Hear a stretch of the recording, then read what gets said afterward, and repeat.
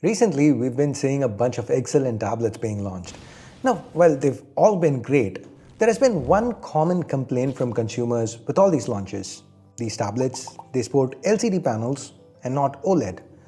Actually, outside of Samsung and Apple, there are not a whole lot of OLED options available.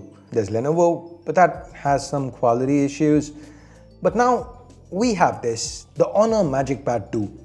This tablet, it sports a beautiful 12.3-inch OLED panel, and at the same time, it's been priced very sensibly. Now, given how Honor usually goes global with most of their Chinese launches, there's a high chance of this one launching globally too.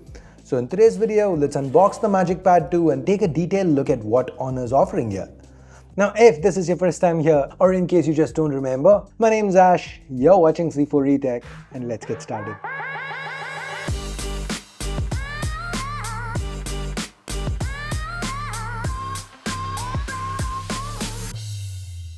The unboxing experience is pretty standard. Open the box, you're greeted by the MagicPad 2. I picked up what Honor calls the Moonshadow White. It's got some nice cloudy patterns to the back. Honor also offers this tablet in a sky blue and a starry black in case you're interested. Anyways, moving on, we have a quick start guide, a USB Type-A to Type-C cable with orange accents. And finally, there's this, a 66 watt supercharger.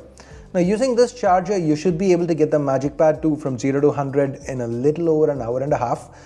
Now guys, this tablet, it's quite sleek at just 5.8 millimeters.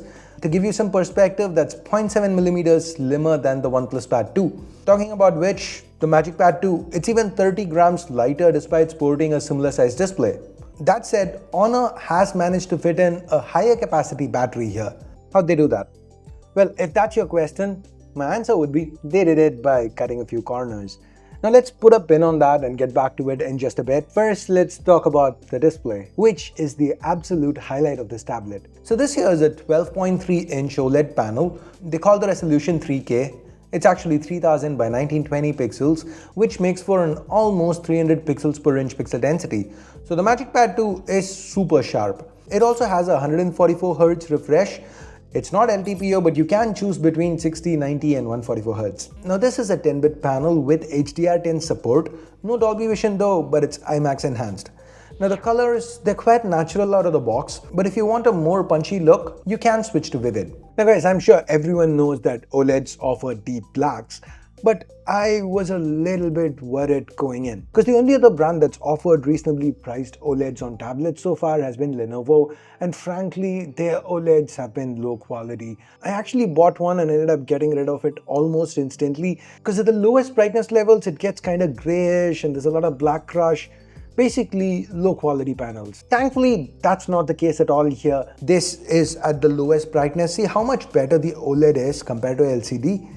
If you end up getting your hands on this tablet, you're gonna absolutely love using it in bed at night. Also, it's worth mentioning, to avoid eye strain, Honor offers 4320Hz PWM dimming at lower brightness levels. Talking about brightness, the peak 1600 nits for HDR is the claim. In my testing, I got about 700 nits under auto mode, which is not bad at all for a tablet. Now, if you look at the MagicPad 2 and the OnePlus Pad 2, they have similar size displays. And if you do the math on the actual surface areas, the numbers get even closer. But, guys, we have 4 common aspect ratios for tablets. In general, these two are better for media consumption, while these two are better for productivity. This is why when you watch a video, see how the viewing area is much larger on the MagicPad 2. For movies, the difference is 11.34 inches to 10.7. For 16:9 TV shows, it's 12 inches to 11.3.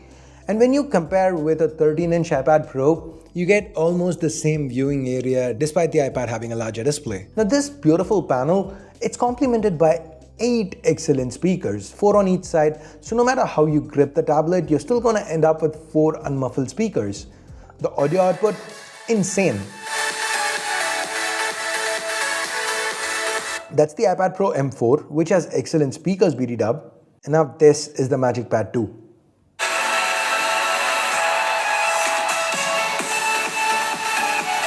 I'm sure you could hear it. Not only is it louder, but also richer with better bass. This tablet is S tier for media consumption. Now moving on, the MagicPad 2 feels like a 12-inch tablet in an 11-inch body. Just see it here. It's almost like there's just this little extra area added to the iPad Pro, and you've already seen it side by side with the OnePlus Pad 2. The reason for this is because the OLED panel allows Honor to keep the bezel slimmer. Now, if you remember, I did mention corners being cut, so let's talk about that next. Most tablet makers these days go for an aluminum frame and back, but here Honor's gone with plastic. Like I said earlier, the back feels nice, and you almost never use a tablet naked. You always have a case on. So with a case on, plastic, metal, what difference does it make? Now, if that's what you're thinking, well, you are right to an extent. Because to me, I prefer metal backs on tablets since they allow for magnetic cases. So you can just snap them on and done, like here on the OnePlus Pad 2. Without metal, the cases are gonna have to be bulkier. They're gonna need to cover the sides as well to snap on. And talking about the sides, do know that there are no pogo pins. Though the MagicPad 2, it does support a stylus with 4096 levels of pressure sensitivity. There's hover detection, some nice animations, so that part they seem to have done well. Also missing is cellular support as well as micro SD. Micro SD especially hurts because this tablet, it's so media consumption friendly. I really think they should have offered it. And also, the headphone jack is also cut. Now we get to the last corner cut, and this might not be that big a deal depending on how you look at it. Instead of the flagship 8 Gen 3, Honor's chosen to go with the 8S Gen 3 here. The Snapdragon 8S Gen 3 is not a bad SoC, it's very competent, but its graphic performance falls somewhere between the 8 Gen 1 and the 8 Gen 2. And even then, Honor seems to have only done an average job with cooling. So this might not be the best tablet to get if you're only looking for a large screen to game on. That said, for regular usage, the 8S Gen 3, it's more than good enough. Magic OS 8 built atop Android 14 runs really smooth. Honor offers loads of multitasking options, and even when you have two apps open running side by side with another one floating on top, the MagicPad 2, it never stuttered. For regular use, you're gonna have no issues whatsoever with this tablet. On the optics front, we have a 9 megapixel selfie camera. It does a reasonable job. There's not much to talk about this. It can do 4K video and it should be fine for your regular day-to-day video calls. Then there's a 13 megapixel rear camera. Nothing to write home about. Should be perfect for the document scans and so on.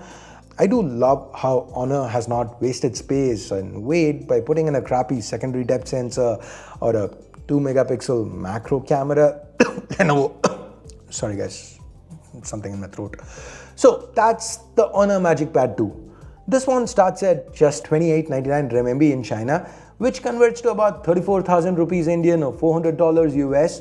Of course, if and when it does go global, the prices should increase. But even then, I feel the MagicPad 2 will probably be the best media consumption device under say $600, $700. So what do you think about the MagicPad 2? Let me know in the comments below. Also, if you've made it this far, do considering following me on Telegram, WhatsApp, or joining our wonderful Discord. Whatever helps you stay in touch with the videos I upload. I don't get notifications pushed out a lot on YouTube. So if you can do one of that, great. And thanks for your time. Ash out.